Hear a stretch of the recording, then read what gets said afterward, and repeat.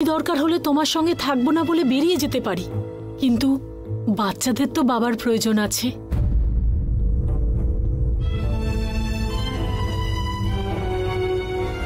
তাহলে সেই দিন মনে এত কষ্ট নিয়ে আমার কাছে কেন বললে রূপা?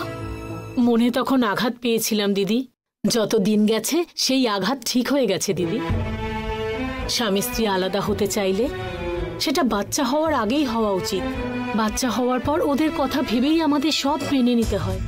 শুধু আমাদের ভুলের জন্য বাচ্চারা কেন বাবা মায়ের ভালোবাসা থেকে বঞ্চিত হবে?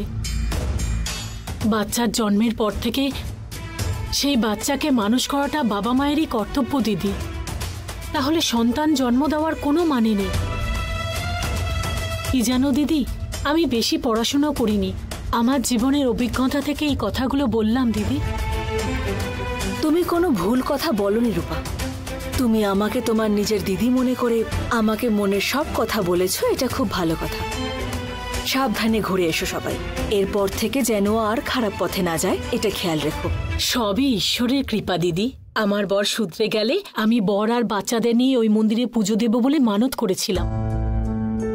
সত্যি সত্যি ভগবান আমার বরকে শুধরে দিয়েছেন। এখন উনি আমাদের যে পথ দেখাবেন সেই পথেই আমরা সারা জীবন চলবো।